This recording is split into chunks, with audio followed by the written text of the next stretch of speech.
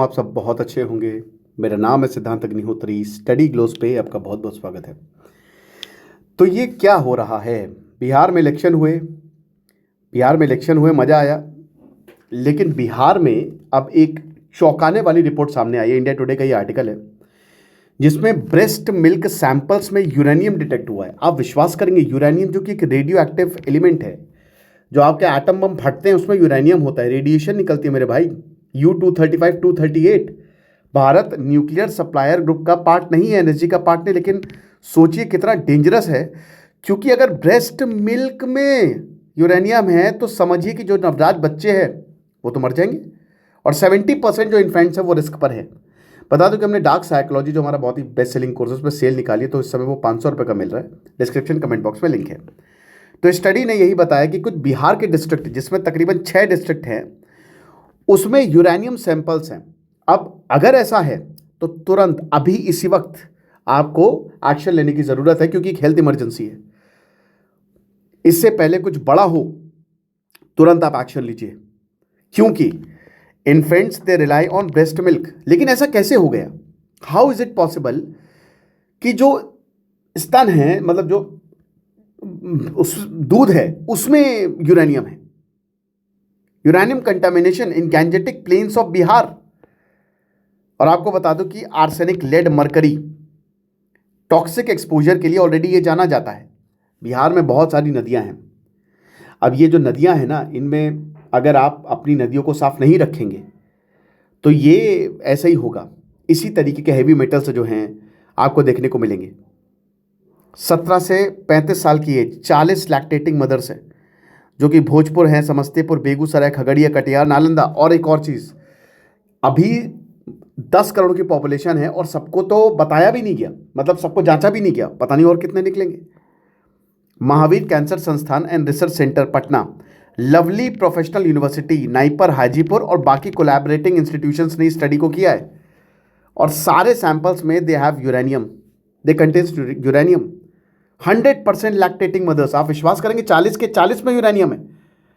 And highly contaminated with uranium. ऐसे थोड़ा बहुत भी नहीं, लेड हर जगह होता है, पेंसिल में भी लेड है, मैगी में भी लेड है, लेकिन अगर एक उससे ज़्यादा होगा तो प्रॉब्लम आएगी। और सबसे ज़्यादा आपको कटिहार 5.25 G/L, ग्राम पर लीटर, इतना ज़्यादा।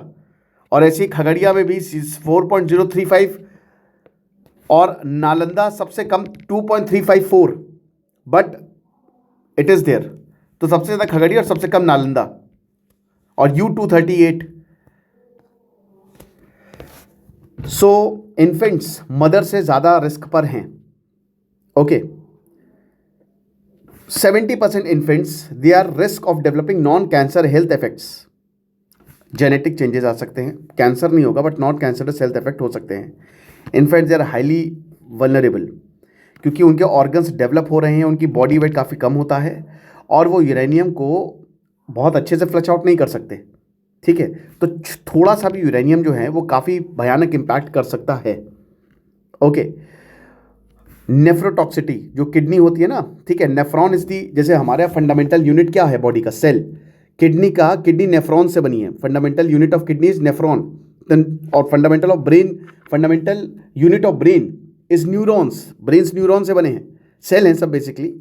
सो आपका लॉन्ग टर्म किडनी जो है वो डैमेज हो सकती है। और बसाइड सी बात है, यूरेनियम में रेडियो एक्टिव है, कोई भी रेडियो एक्टिव जो है वो सबसे पहले आपका दिमाग पे असर करता है। तो न्यूरोलॉजिकल प्रॉब्लम हो सकती है, जिसमें समझने की, सोचने की क्षमताओं में दिक्कत है, बिहेवियर में दिक्कत है, या फिर कोई भी साइड इफेक्ट या डिफेक्ट। और सबसे बड़ी बात, क्योंकि जेनेटिक चेंज हो सकता है तो आपको कैंसर भी हो सकता है लाइफ में आगे जाके। ब्लड ब्रेन और जो प्लेसेंटल बैरियर्स है उसको आसानी से ये क्रॉस कर लेगा, यानी कि आपके ब्रेन डेवलपमेंट को भी ये दिक्कत कर सकता है।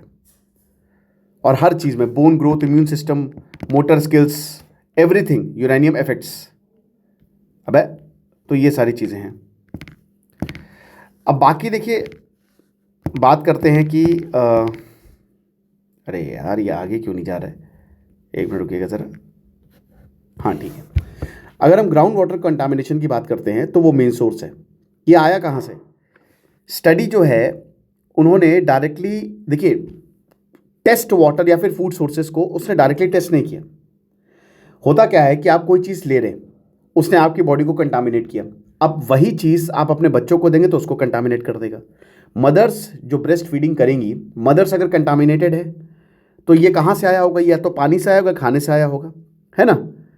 ये पानी से, खाने से, पानी से है तो सोचिए कितने लोग ये पानी पी रहे हैं।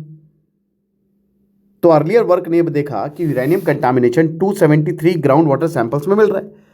अब ग्राउंड वाटर देखिए, जो ग्राउंड वाटर है ना, क्या सोर्सेज है?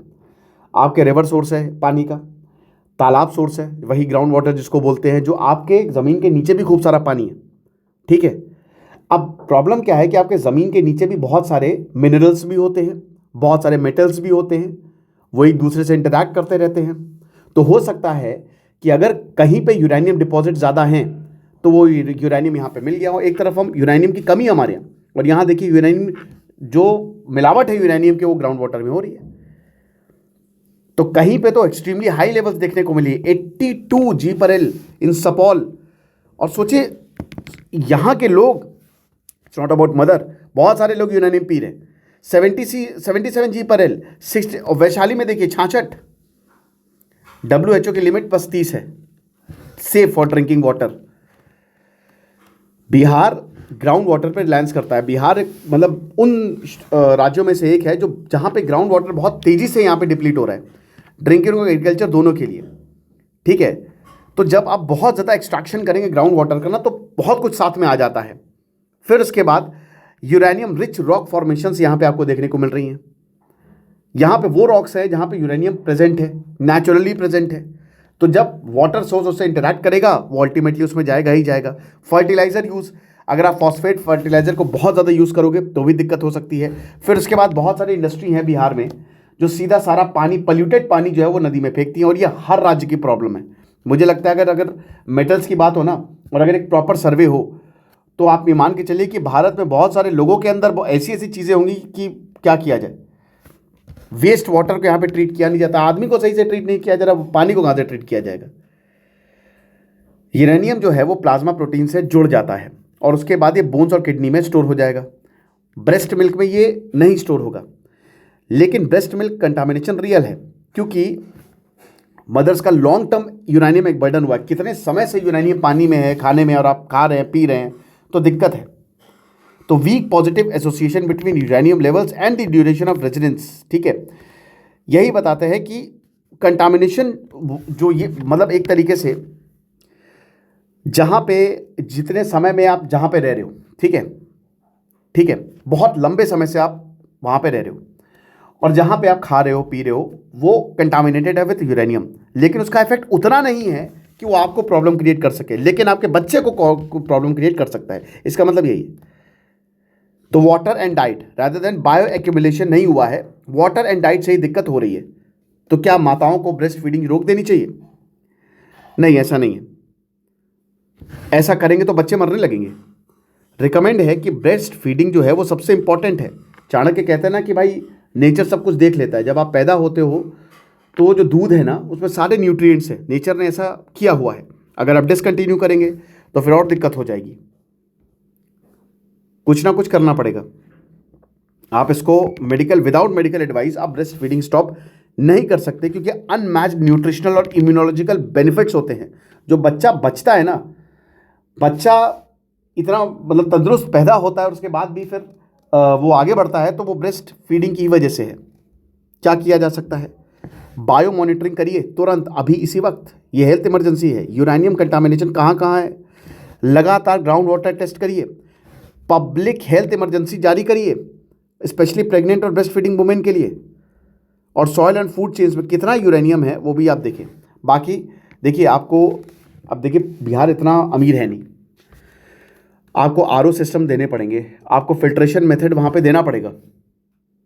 आपको क्या लगता है मुझे कमेंट बॉक्स में बताइएगा। बाकी डार्क साइकोलॉजी का बहुत ही शानदार कोर्स है, आप अवेल कर सकते हो। उसमें हमने बताया है कि मैनिपुलेशन टेक्निक्स जो हैं वो कैसे काम करती है, पॉजिटिव तरीके से आप किसी को कैसे कंट्रोल कर सकते हैं। और हमने एक छोटा सा ट्रैवलिंग चैनल बनाया है सुकून के नाम से, तो दोनों का ही लिंक जो है वो आपको डिस्क्रिप्शन और कमेंट बॉक्स में मिल जाएगा। ये एक्चुअली लेक्चर मैं अपने फ़ोन पे ही बना रहा हूँ, ठीक है, तो हो सकता है थोड़ा बहुत मतलब आई होप कोई इशू नहीं आए, अगर कुछ है तो आप मुझे ज़रूर कमेंट बॉक्स में बताइए। तो कुछ नहीं पड़ते रहे, दिस इज सिद्धांत अग्निहोत्री साइनिंग ऑफ।